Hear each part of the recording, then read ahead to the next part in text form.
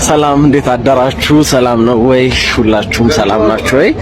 ስጋው ደሙን ተቀብዬ ነው የመጣሁት። በቀዳችሁ ኦፍ ኮርስ አዲስ አበባ ከገባሁ ሳምንቴ ነው። ትንሽ ታምሜ የካቲት ሆስፒታል ትንሽ አየር አጥሮኝ ኮማ ውስጥ ነበርኩኝ። የምግብ እጥረት ገጥሞኝ ወደ 20 ኪሎ ገደማ ነው የቀነስኩት። ብታየኝ በጣም ነው የምትደነግጠው። አሁን ፎቶ ፖስት አድርጌያለሁ ፌስቡክ ላይ፣ ግን የድሮ ነው። ምክንያቱም ያውኑ ፌሴን ብታየው በእውነት ታለቅሳለህ። በእውነት ከዚህ በፊት ከታመምኩትም በላይ ነው። 20 ኪሎ ነው የቀነስኩት። ከ76 ኪሎ ወደ 56 ኪሎ ገደማ ነው ያለሁት። ትክክል አይደለሁም። በቃ ያንገዳግደኛል። የምግብ ፍላጎትም የለኝም። ኦኬ በጾም አበሻ አምልጫለሁ። የምን ውድድር ነው? ውድድር በነፃ ላይ ያለው ባለውኝ ማለት ነው። በነፃ አረ ሲያምርሽ ይቅር ጌችና የኢትዮጵያ ሲያምራችሁ ይቅር በነፃ ልታለባለውኝ ማለት ነው። ያው ዩሮፕ ገብቻለሁ። ያው ቱርክ ነው ያለሁት። አልተገናኘንም። እኔ ፕሮፌሽናል ነኝ። ፕሮፌሽናል ውድድር ለመወዳደር ሱዳኖችን ያሳበደው የቬሮኒካ ሙዚቃ ምንድነው? ስለምንድነው ጋይስ? ይህ ሙዚቃ ሁላችሁም ሰምታችሁታል ብዬ አስባለሁ። ታዲያ በዚህ ሰዓትም ሱዳኖች እየተቀባበሉት ይገኛሉ። እንዲሁም ደግሞ ስሜታቸውን የውስጣቸውን እየገለጹበት ነው የሚገኘው። ታዲያ ይህ ሙዚቃ በድጋሜ የተሰራው ሰላም የተወደዳችሁ የተከበራችሁ ውድ የዩቲዩብ ቤተሰቦች፣ ዛሬም እንደተለመደው አስተማሪና ቁም ነገር አዘል የሆኑ መረጃዎችን ይዤላችሁ ቀርቤያለሁ። ወደ ቪዲዮቹ ከዛ በፊት ግን ለዚህ ቻናል አዲስ ናችሁ ቻናላችንን ላይክ እና ሰብስክራይብ በማድረግ ይህን ቻናል መቀላቀል ትችላላችሁ። ወደ ቪዲዮቹ በመጀመሪያ እንግዲህ ዛሬ እንደምናውቀው የሙስሊሞች አረፋ በዓል ነው። እናም እንኳን አደረሳችሁ በማለት ጀምረናል። በመጀመሪያ እንግዲህ ይዤላችሁ የመጣሁት ቪዲዮ የሰሚነሽ ኪዳነ ምህረት ተአምር ነው። ይሄን ተአምር ተከታትለን እንመለስ አላችሁ።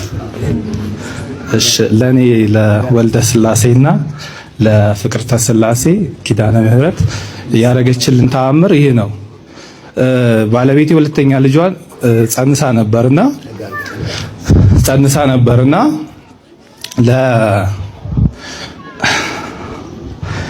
ይቅርታ እና በክርትል ልጀምር ራስ ደስታ ስንሄድ እንግዲህ ልጅ ቀድሟልና የልጁም ትክክል ስላልነበር ግማሽ ጎኑ ያው ልጁ ላይ ትንሽ ችግር አለበት አሏትና በአጋጣሚ የ3 ወር እርጉዝ ነበረች። ከዛ በወሩ ድጋሚ ተቀጠርን ማለት ነው። ምን እንዲደረግ ያው እንዲታይ ማለት ነው። ከዛ ድጋሚም ስንሄድ ልክ እንደዛው ማህፀኗን በጣም ቦርቦሮ ገብቷልና ያው ልጁም መውጣት እንዳለበት ተነገረን ማለት ነው። እጅግ በጣም አስጨናቂና አስደንጋጭ ነበረ በወቅቱ ማለት ነው። እናም በቃ ያደረግነው ምንም ነገር የለምና ወደ ቤታችን ሄደን ቀሪውን 6 ወር ወይም 7 ወር በሕክምና ጥላ ስር እንድትተኛ ተደረገ ማለት ነው። ከዛ ቤት ገብተን ልብሳችንን አዘጋጅተን በማግስቱ ልንይዝ ስንል ማታ ገባንና የኪዳነ ምህረትን ቲሸርት ከዛሬ 8 ዓመት በፊት መጥቼ ገዝቼ ነበር እና ባለቤቴን አለበስኳት። ያው እሷም ለብቻዋ ጸለየች፣ እኔም ለብቻዋ ጸለይኩኝ። ያልነው ግን አንድ ነበር። መድረክሽ ላይ ቆመን እንመሰክራለን ብለን ተሳልን። ጠዋት ሄድን ማለት ነው ልብስ ይዘን ወደ ጳውሎስ ስንሄድ በቃ ምን ብዬ ልንገራችሁ 3 ሰዓት ተኩል ላይ ነበር የደረሰን የአልትራሳውንድ ውጤትና ትላንትና ማታ በዋዜማው 11 ሰዓት ላይ ነው የሰማነው። ሪፈር ተደረግን ማለት ነው። በማግስቱ ልክ ስንሄድ 3 ሰዓት ተኩል ላይ ተስተካክሎ ቦታው ገብቷል እና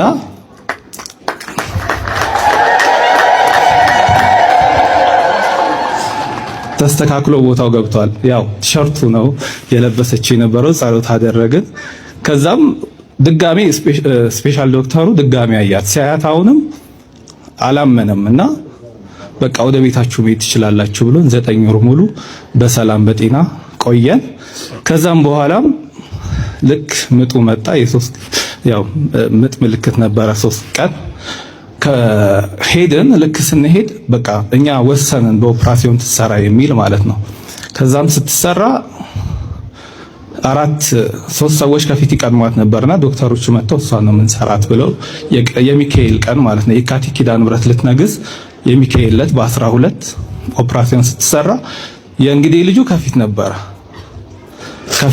ያው እሷ ኪዳነ ምህረት ሁሌ የምንጸልየው ያው በዘርፋፋ ቀሚስሽ ሸፍኝን ነበር ምንላት ከመጥፎ ነገርና እውነትም ሸፍናን ያው ኦፕራሲዮኑን በሰላም ተጠናቆ ጤነኛ ልጅ ያቅፈናልና ለኛ የሰማሽ ኪዳነ ምህረት ለእናንተም ተስማችሁ እንላለን። ተመልካቾች ቪዲዮ እንደተመለከታችሁት በጣም ደስ የሚል ነገር ነው። እስኪ እናንተም ሰሚነሽ ያለባችንን መሻት ተፈጸመልን እያላችሁ ኮሜንት ላይ ጻፉ አድርጉልኝ። ወደ ቀጣይ ቪዲዮ በመቀጠል ደግሞ እንደምናውቀው ሁሌም አባታችን አባ ገብረ ኪዳን ለኛ የሚጠቅሙ ትምህርቶችን ይዘውልን እንደሚመጡ እናውቃለን። እስኪ ደግሞ ከነዛ ትምህርቶች ውስጥ አንዱን ላካፍላችሁ ተከታትለን እንመለስ።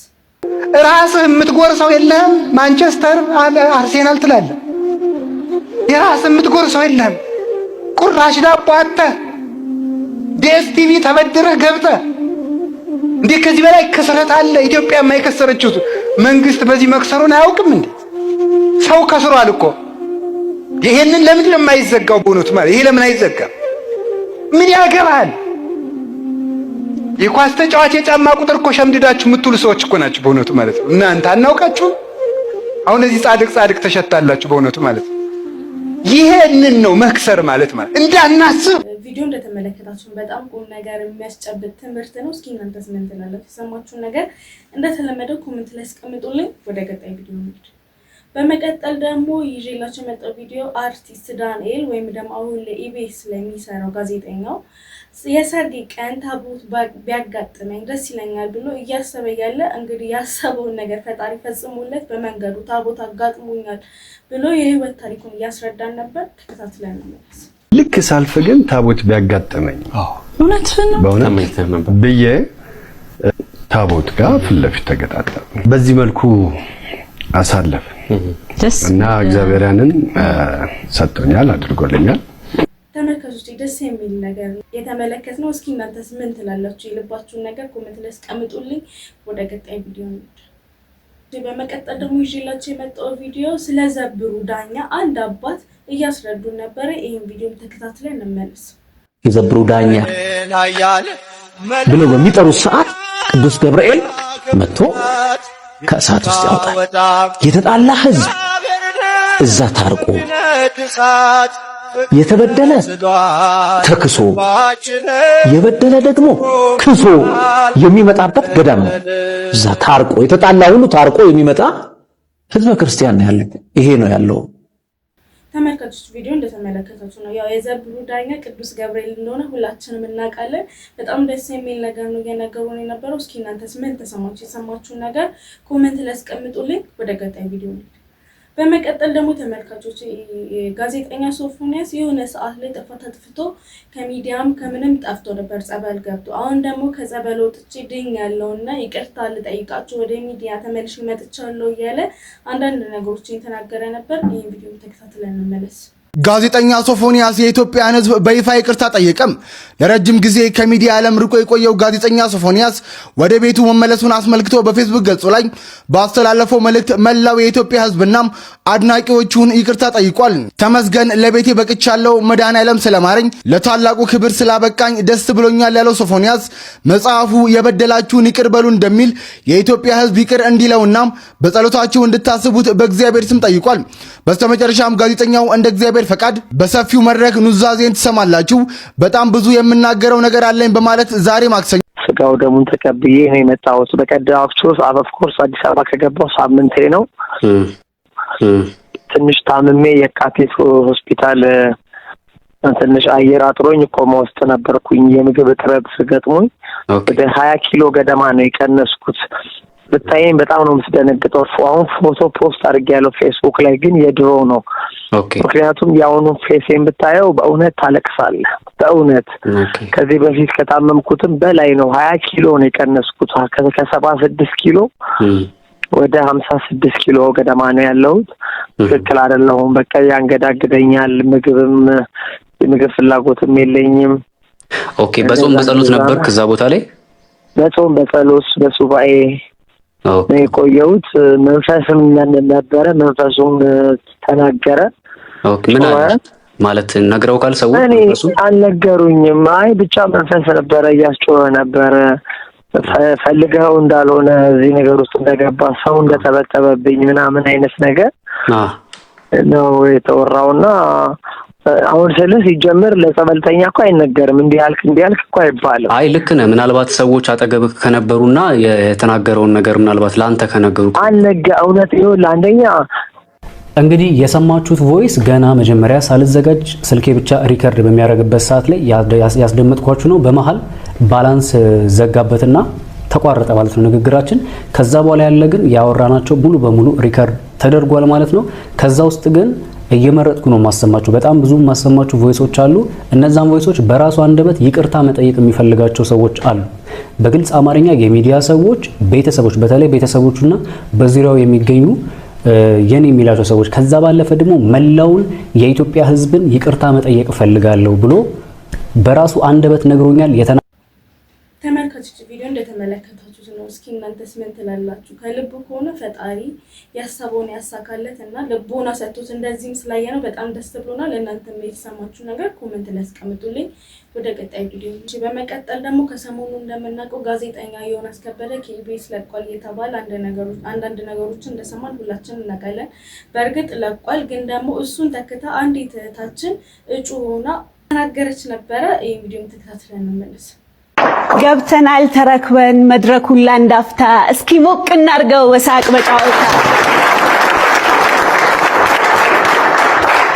ሰላም ጤና ይስጥልን ክቡራትና ክቡራን የተወደዳችሁና የተከበራችሁ የኢቢኤስ ቤተሰቦች፣ ይህ ዘወትር ቅዳሜ በዚህ ሰዓት የሚቀርብላችሁ ቅዳሜን ከሰዓት ፕሮግራማችን ነው። ለሳምንቱ እንደምን ካርማችኋል? እንደምን ቆይታችኋል? እንደምን ሰንብታችኋል? ዛሬም እንደተለመደው ለእናንተ የሚሆኑ አዝናኝ፣ አስተማሪ፣ ቁም ነገር አዘል እንዲሁም ቤተሰባዊ ፕሮግራማችንን ይዘን ቀርበናል። ለትንሽ ደቂቃ ከዋናዎቹ አቅራቢዎቹ ካሜራውን ሰረቅ አድርጌ መድረኩን በመምራት አብሬያችሁ የምቆየው እኔ ማህሌት ኩምሳ ነኝ።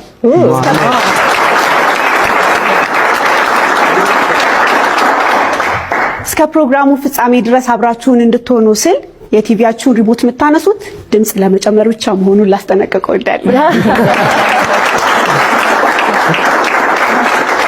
እነ ጸጊ በጣም ቆንጆ ሐሳብ አንስተው ነበር አይደል? ችሎታ ያለው ሰው፣ መክሊት ያለው ሰው ፍላጎት ነው ወይስ ተሰጦ ነው የሚለው። በዋነኝነት ግን መክሊታችንን ማወቅ ትልቁ ነገር ነው ብዬ አስባለሁ። የተሰጠን ነገር ምንድነው? ማድረግ የምንችለው ምንድነው? ሰው የሚነፍገን የሚሰስተው ነገር የሚሰጣን መጥፎ ኮሜንት ሊኖር ይችላል። ያንን ግን ተወጥቶ አላማችን ጋር መድረስ በጣም ትልቅ መሰረታዊ ነገር ነው። የምንችለው ነገር ምንድነው? ይህ ማለት ማንችለውንም ዝም ብለን እንሞክራለን እንታገላለን ሳይሆን የተሰጠን ነገር ምንድነው? ምን ማድረግ እንችላለን? ምን መጠቀም እንችላለን? ያንን ነገር ከለየን በችሎታም በልምድም ማዳበር እንችላለን፣ ወደምንፈልገውም ደረጃ መድረስ እንችላለን ብዬ ስለማስብ ነው። አይመስላችሁ? ይመስለናል። እውነት ነው። ስለዚህ ቅዳሜን ከሰዓት ይህንን በመረዳት ለውድ ቤተሰቦቹ ይህንን ትልቅ መድረክ አዘጋጅቷል። ይህንን መጠቀም ደግሞ በጣም ትልቅ ነው። ምክንያቱም በቢሊየን የሚቆጠሩ ቲቪ ተመልካቾች ይህንን ስለሚያዩት ማለት ነው። ስለዚህ ዛሬም እንደተለመደው ለቤተሰቦቹ የተለያዩ ተሰጥኦ ላላቸው ሰዎች ግብዣ አድርጓል። ሙዚቃ አለ እየተባለ ነው። ወዝወዝ እንላለን፣ ሰውነታችንን ለቀቅ እናደርጋለን፣ ወይም በሐሳብ እንሄዳለን። የትኛው እንደሚሆን አብረን እናያለን። የመጀመሪያው ሙዚቃ አቅራቢያችን ስምህን አስተዋውቅልን፣ ከየት እንደመጣህ ንገረንና ወደ ሙዚቃው እንግባ። አብራችሁን ሁኑ። ተመልካቾች ቪዲዮ እንደተመለከታችሁ ነው። በጣም ደስ የሚል ነገር ነው። ማለት እሱም ባትመስልም ግን አሪፍ አቅራቢ ትመስላለች። እስኪ እናንተም ትሁን አትሁን የሚለውን ነገር ኮሜንት ላይ አስቀምጡልኝ። ወደ ቀጣይ ቪዲዮ እንሂድ። በመቀጠል ደግሞ ይዤላችሁ የመጣው ቪዲዮ እንደምናውቀው አዶናይ በየጊዜያቱ አዳዲስ ነገሮችን ይዞልን እንደሚመጣ እናውቃለን። ሰሞኑ ደግሞ እንደምናውቀው ዴላም ፔጅን አምጥቶ አገራችንን እያስጎበኘልን አገራችንን እያስተዋወቀልን ነበር። በዚህም መካከል ደግሞ ወደ ጀጎል ገብቶ ጀጎል ያለውን ደስ የሚሉ ታሪካዊ ነገሮችን እያስተዋወቀልን ነው። ይህን ቪዲዮ ተከታትለን እንመለስ ጋይስ። አሁን ደግሞ ወደ ጀጎል መተናል። ይሄው አሳያችሁ እስኪ ናፒ። ኦኬ ጫማ አውልቀን ነው የምንገባው? አዎ እሺ ዘገር ጫማ ታወልቀ። እሺ እና ጫማ አውልቅ ናፒ። እሺ ዋው ሽታው ራሱ ደስ ሲል። ሰላም እንዴት ናችሁ? ደህና ናችሁ ወይ? አለን። እዚህ ልሰቀል ነው እዚህ? እሺ ከዛ እዛ ጋር ቁጭ እላለሁ። በስመ አብ። ከዛ እዚህ ጋር ቁጭ እላለሁ። ጀጎል ምንድነው የሚባለው ይሄ? ጌጋል። ዋው አይ ሰላም ናችሁ ወይ? እንዴት ናችሁ? ዋው በጣም ነው የሚያምረው። this is beautiful man። በጣም ደስ ይላል። በጣም ይሄኛው ምንድነው? እዚህ ጋር ነው መረብረቢያ ነው፣ እቃ ማስቀመጫ ነው። ኦኬ ይሄኛው እነዚህ መደቦች ግን ሁሉም የሚቀመጥበት ሰው የሚቀመጥበት ደረጃ አለ። ሁሉም አንድ ቦታ ይቀመጣል። ታላላቅ ሰዎች እዚህ ባወራ ነው የሚቀመጠው። ኦኬ አሚር መደባ ይባላል። እሺ ይሄ ጊድር መደባ ይባላል። እዚህ ቦታ ላይ ትልልቅ ሰዎች የሚቀመጡበት ነው። እሺ ጋር ወጣቶች ይቀመጣሉ። ናይስ ዋው ሲያምር እስማ ሰው አቀማመጡ ይሄን ነው። ናይስ ከድንጋይ ነው የሚሰራው። ፎቅ አለው የራሱ ፎቅ አለው። ዋው ከቤቱ ጋር የሚሰራ ደግሞ እንትን ልብስ ማስቀመጫ አለው። ለደራ ይባላል። this is beautiful በቁም ሳጥን ሆኖ ነው የሚያገለግለው። ይሄ ደግሞ ከኋላ መታያቸው በግድ ያሉት እቃ ተቀመጠበት እንጂ ለመጻፍ መደርደሪያ ተብሎ የተሰሩ ናቸው። ሁሉም ቤት ውስጥ እንዴት ነው ያለው? ዋው አሁን ያለኸው ጀጎል ውስጥ ነው። ጀጎል ውስጥ ነው የምትገኘው። ይሄ አሁን 800 ዓመት ያለፈው ቤት ነው። በጣም ስንት ዓመት? 800 ዓመት 800 ዓመት ይሄ ጀጎል ውስጥ 1200 ዋው 800 ዓመት ተመልካቾች ደስ የሚል ቪዲዮ ነው። እንደምናውቀው ያላስተዋወቀልን ቦታ የለም። እንደ ሐሳብ አዶናይ የቱሪዝም አምባሳደር ቢሆን ብለን እናስባለን። እስኪ እናንተስ ምን ትላላችሁ? ሲሰማችሁ ነገር ኮሜንት ላይ አስቀምጡልኝ። ወደ ቀጣይ ቪዲዮ እንሂድ። በመቀጠል ደግሞ ይዤላችሁ የመጣው ቪዲዮ ሳይዶ እና ጆን ፋይት ሊያደርጉ እንደሆነ ሁላችንም እናውቃለን። በዛው መሃል ደግሞ ሁሌ ተጽዕኖ ፈጣሪው ሳይዶ ከሀገር ወጥቻለሁ አምልጫለሁ ያለ ነበር። በሱ ዙሪያ ደግሞ ጆን ምላሽ ሰጥቶታል። ይሄን ቪዲዮ ተከታትለን እንመለስ። አበሻ አምልጫለሁ የምን ውድድር ነው? ውድድር በነፃ ላይ ያለባለው ወይ ማለት ነው። በነፃ ትቻለሁ በቃ ሴዶ ችግር የለውም አልሰብርህም። ኖርማል ፋይት ብቻ በስትራይኪንግ ብቻ እናደርጋለን። አልሰብርህም። ተመለስ ወደ ሀገር ወንድሜ። አታስብ፣ አትፍራ። ሴዶ የኔ ላይ ብቻ አይደል ኢትዮጵያ ህዝብ ላይ ነው ሙድ እያስክ ያለው። ታው አረ ተጫወተ ፈረጠጣል። ኦኬ ጌች ዳና ብላክ ሴዶ ምንድነው የሚለው? ቆይ አሁን ትለፍተን እዚህ ጋር ደርሰህ ነው እንዴት ነው የሚያመልጠው? ፈረጠጠ። አቤት አመለጠ። የፈረመውስ ቆይ እንግዲህ በኢንተርፖል ካልሆነ የፈረመው እዚህ ሀገር ቢሆን ጠይቃለህ። በህግ እዛ ሀገር በምን ጠይቃለህ? እኔ ራሴ አፈላልጌ ወይ ይዤው እመጣለሁ። ይዤ ግዴታ ነው። መጀመሪያ ባይዞ ያስገደደው ሰው የለም አይደል? በራሱ ፍቃድ ነው የፈረመው። በነፃ ፋይት ልታስደርጉኝ ምናምን የሚለው ለምንድን ነው? እንግዲህ ግራው ገባን እኮ። አረ ሴዶ አልያዛለ ግራው ገባን። ሴዶ የኔ ላይ ብቻ አይደል ኢትዮጵያ ህዝብ ላይ ነው ሙድ እያስክ ያለው። ታው አረ ተጫወተ ፈረጠጣል። ኢትዮጵያ አይደለ ተው ሴዶ ጥሪ አድርግለት እንዲመለስ። ሴዶ ታው ግድ የለህም ና እንመካከራለን። ና ትፈርጠጥ ተመልካቾች ቪዲዮ እንደተመለከታችሁ ነው። እውነቱን አይመስለኝም፣ ግን እስኪ እናንተስ ምን ተሰማችሁ? የምር ሄዷል ወይስ እየቀለደ ነው? የተሰማችሁ ነገር ኮሜንት ላይ አስቀምጡልኝ። ወደ ቀጣይ ቪዲዮ ነው። በመቀጠል ደግሞ ይዤላችሁ የመጣው ቪዲዮ ከሰሞኑ ብዙ ማይናቃቸው ህፃናቶች ገዳም እንደሚኖሩ ያው በእሸቱ ምክንያት አውቀናል። ከዛም ውስጥ ደግሞ አንድ ያስገረመኝ ቪዲዮ አለ። ይሄን ተከታትለን እንመለስ። አባቷ 3 ዓመት ሲሞላት የስለት ልጄ ነች ብሎ ለገዳሙ በብጽዓት ሰጣት። እናቶችም ተንከባክበው ቃል እግዚአብሔር እያስተማሩ የምንኩስናን ህይወት በልቧ እየዘሩ በፍቅር እያሳደጓት። ተመልካቾች ቪዲዮ እንደተመለከታችሁ ነው እንግዲህ የስለት ልጅ ናትና በ3 ዓመቷ አባቷ ገዳም ወስዶ እንድትመነኩስ ያደረጋት በጣም ደስ የሚል ነገር ነው። እስኪ እናንተስ ምን ተሰማችሁ? የተሰማችሁን ነገር በኮሜንት አስቀምጡልኝ። ወደ ቀጣይ ቪዲዮ እንሂድ። ቀደም ይዤላችሁ የመጣው አንድ ቆየት ያለች አርቲስት፣ በእርግጥ አሁንም አዲስ ነው ስሟ፣ እንደ አዲስ ነው የሚታወሰው። አርቲስት ድምጻዊ እጅጋየሁ ሽባባው አንድ ወንድማችን የምትገኝበት ቦታ ሄዶ ኢንተርቪው ያደረጋት ነው። እስኪ ደግሞ ይሄን ተከታትለን እንመለስ። ስለተገናኘን እጅግ በጣም ደስ ብሎኛል። የኢትዮጵያ ህዝብ ደግሞ በጣም ነው የሚወድሽ፣ አንቺን የሚያከብርሽ። መልእክትሽን ለኢትዮጵያ ህዝብ። ወንዲ በጣም ነው ደስ ያልከኝ መጥተህ ስለጠየቀኝ። በጣም ትልቅ ውለታ ነው ለኔ እዚህ ድረስ ለእናንተ ማጎብኘት። እሱ ኢትዮጵያ ውስጥ አውቃቸዋለሁ ናቸውም እሱ ራሱ አይቼው ማውቀው ሰው ነው የሚመስለው። እና በጣም ሰላምታ ይድረስ ለኢትዮጵያ ህዝብ። ወንድሞቼ መጥተው ጠየቁኝ። ጌታ ኢየሱስ ይባርካቸው። ጌታ አምላክ አብሯቸው የዘመናቸውን ሁሉ ይጠብቃቸው። እናታችንን ኢትዮጵያን ይባርክልን። በጣም ነው ሀገሬን የምወደው። በጣም በቀን ነው የኢትዮጵያ ዘፈን የምሰማው። ኢትዮጵያ የተባለ ቋንቋው ራሱ አማርኛ ሁሉ ነው። እናቴ ሀገሬን የምር በጣም ነው ኢትዮጵያ የምወድ። ሰላም እግዚአብሔር ሰላም እግዚአብሔር በሰላም ሀገር የሚጠብቅልን ጌታ እግዚአብሔር ተባረከ ይሁን። ሃይማኖታችንን ሀገራችን ያለን ነገር በሙሉ የራሳችን ፍቅር እግዚአብሔር የሰጠን ጥበብ ነው። አንዲት እንዳትረሱ እሱ ሁሉ ነው የሚጠብቀን እግዚአብሔር ፍቅር። እሱ ነው መልእክቴ። እግዚአብሔር ፈቅዶ ደግሞ በሀገርሽ ምድር ላይ ተገኝተሽ በኢትዮጵያ ከሚወድሽ ህብረተሰብ ጋር እንደምትገናኝ ትልቅ ተስፋ አለ። ስላገኘንሽ በድጋሚ በኢትዮጵያ ኔትወርክ ቴሌቪዥን ስም ከፍ ያለ ምስጋናችንን እናቀርባለን። እናመሰግናለን። ተመልካቾች ቪዲዮ እንደተመለከታችሁ በጣም ተለውጣለች፣ ግን ደግሞ ለሀገሬ ያብቃኝ እመለሳለሁ ያለች ነበር። እስኪ እናንተስ ምን ትላላችሁ? ደስታችሁን በኮሜንት አስቀምጡልኝ። ወደ ቀጣይ ቪዲዮ እንሂድ። ተመልካቾች በመቀጠል ደግሞ ይዤላችሁ መጣሁት አንዲት እህታችን አሳዛኝ ታሪካን እያካፈለችን ነበር። ይሄን ተከታትለን እንመለስ። አላወከኝም ነው አልኳለች። ማለት የሚጥል በሽታ ካለብሽ እንዴት ነው ስራ መሰሪው ሲለኝ አላወከኝም። እኔ እኮ አለምነሽ ነኝ አልኩት አለችና አለምነሽ አላወኩሽም እዚህ በፊት ታውቂኛለሽ እንዴ ምናምን ሲለኝ እግሩ ስር ወደኩኝ አለችኝ ማለት እና እግሩ ስር ወደኩኝ አለችና ይቅር በለኝ ስል ለምኑ ምናምን አለኝ። ለምኑ ምን አይነት ሰው ነው መጣችብኝ ምናምን ብሎ ትከሻዋን ያዛት ማለት ነው። ቀና ሊያረጋት ለምኑ ነው ምናምን ነገር ሲላት እኔ እኮ አለምነሽ ነኝ፣ ሚስትህ እኮ ነኝ፣ ባለቤትህ እኮ ነኝ። የሆነ ኃጢአት ባልሰራ ወይ የሆነ ነገር ባላስቀይምህ ሙቻለሁ ብለህ ራስህን ደብቀህ ይሄን ያክል አትኖርም።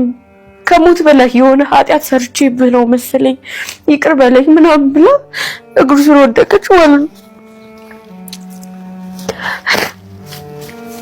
እግሩ ስር ወድቃ እንደዛለችውና አነሳት ምናምን አስቀመጣት። ቁጭ ብሎ በጣም አየኝ አለች እና እኔ በቃ ዝም ብዬ ነው የማለቅሰው ማውራት አቃተኝ አለችና ያየኛል አለች። በጣም አየኝና እስከ ዛሬ ትነበርሻለችኝ አለች። እንዴ አንተ ነው እኮ የጠፋኝ የሞትከው አንተ ሙታል ብዬ እኮ ነው ብላ መላጧን አሳየችው ማለት ነው። ጸጉሯን ሻሿን አውልቃ አሳየችው። አንተ ሙታል ብዬ እኮ ነው እንደዚህ ጥቁር ለብሽ ያለሁት እስካሁን ድረስ አንተ ሙታል ብዬ እኮ ነው ቆርቤ ያለሁት እስካሁን ድረስ ምን በድዬ ነው እባክህ ይቅር በለኝ ምናምን ስትለው ማለት ነው። አሁን ተረጋግተሽ አዳምጪኝ፣ ህይወቴን ልትበጠብጪ ነው የመጣሽውና ቀስ ብለሽ በመጣገሽ ውጪ ተመልሰሽ እዚህ ቢሮ እንዳትመጪ አላት። ውጪ? አዎ ተመልሰሽ እዚህ ቢሮ እንዳትመጪ ሲላት ይሄንንም እኔ ስራ ፍለጋ ነው የመጣሁት አንተን አገኛለሁ አስበርለም የመጣሁት ልጅ እኮ አለች አባቷ እንደሞተ እድሜን እኮ ነው እየሰማች ያደገች ልጅ አለች ስትለው የምን ልጅ ነው የምታወሪው ከኔ ጋር እያለሽ እኮ ልጅ የለሽም በቅሎ ነሽ አላት። መውለዳችን የነበረው አሁን የምን ልጅ ነው የምታወሪኝ ህይወቴን ለመበጥበጥ ነው የመጣሽው ውጪ ምናምን አላት። ከዛ ህይወቴን ለመበጥበጥ ነው የመጣሽው ውጪ ምናምን እያላት ማን መጣ? ጓደኛው መጣ። አንድ አይነት ባጅ ነው ያረጉት። ጓደኛው ማለት ያ ሙቷል ብሎ ያረዳት ማለት ነው። እና አብረው ነው የሚሰሩት መጣ ጓደኛው ማለት ነው።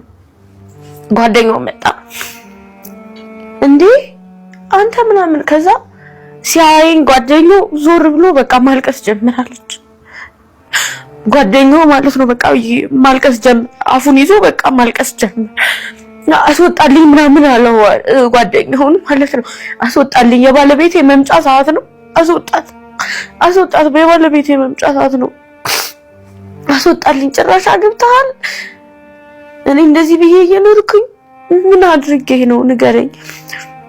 ልጄን ይዣት ልመጣ ነበር እኮ ስትለው ጭራሽ ልጅ ይዘሽ ልመጪ ነበር አታፍሪም? ህይወቴን ልትበጠብጪ ነው።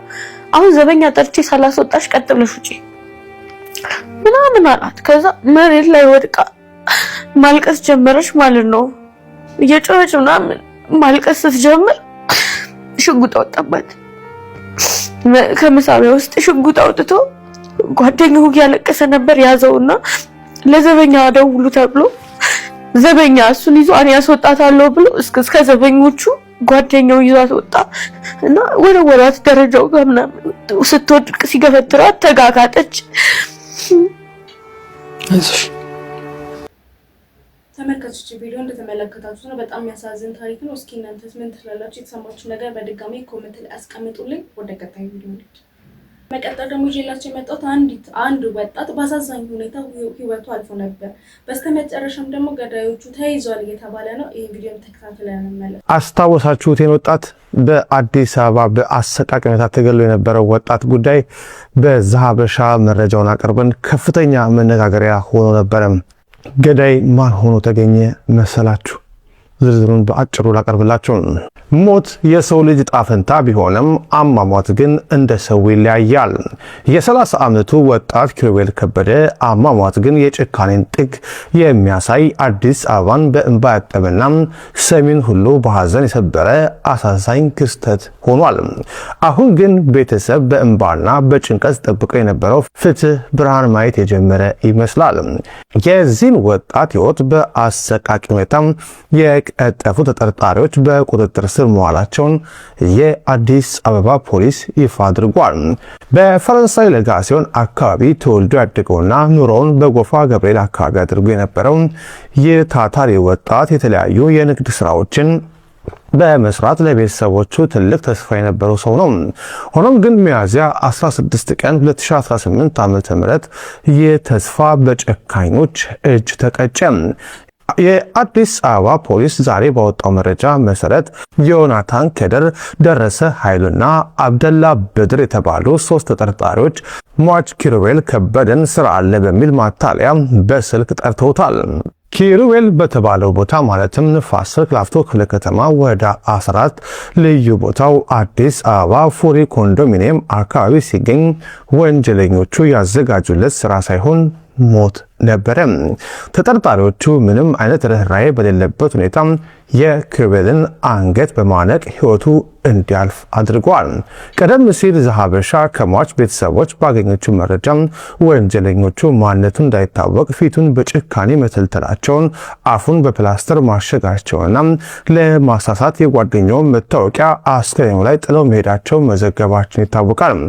የፖሊስ የዛሬ ሪፖርት ይህን አሰቃቂ ድርጊት ይበልጥ ያብራራዋል። ወንጀለኞቹ አስከሬኑን በፕላስተርና በላስቲክ ከጠቀለሉ በኋላ በልብስ መያዣ ሻንጣ ውስጥ በመክተት የሟችን የሰሌዳ ቁጥር ኮድ 3 አዲስ አበባ 50945 ዲ40 ተሽከርካሪ በመያዝ ሚያዝያ 17 ቀን ከምሽቱ 3 ሰዓት ገደማ ለእይታ በማይገለጥበት ቆጣሪ ኮንዶሚኒየም ወይም ደግሞ ብሔረ ጽጌ መናፈሻ አካባቢ የቆሻሻ ገንዳ ውስጥ ጥለው ተሰውረዋል።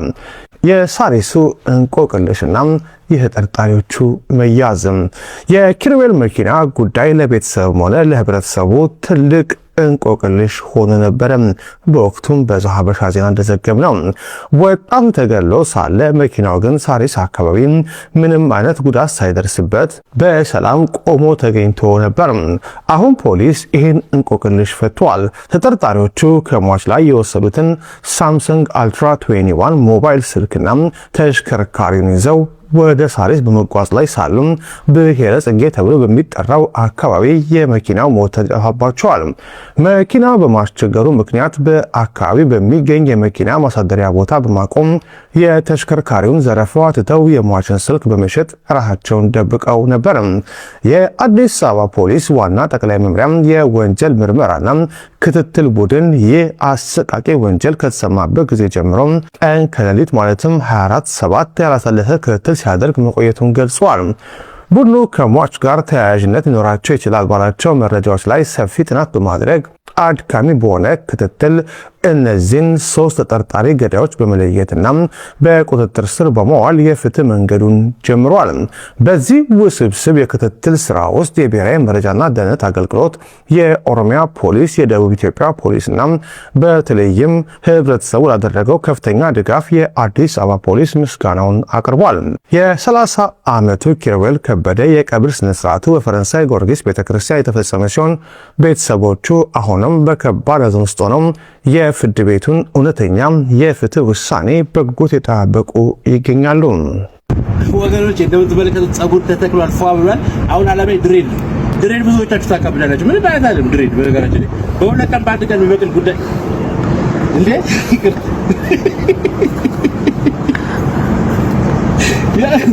የደረስኩበትን ለማሳየት ፒስ ቪዲዮ እንደተመለከታችሁ ነው። በጣም የሚያሳዝን ነገር ነው። እናም ደግሞ ገዳዮቹ ጋር መያያዛቸው ደስ ብሎናል። ተመልካቾች ለዛሬ ይዤላችሁ የመጣው ቪዲዮዎች እነዚህን ይመስላሉ። ስለ ቪዲዮዎች የተሰማችሁን ሀሳብና አስተያየት በድጋሚ ኮሜንት ላይ አስቀምጡልኝ። በቀጣይ ባሪፉ እንደምንገናኝ ተስፋ አደርጋለሁ። አመሰግናለሁ።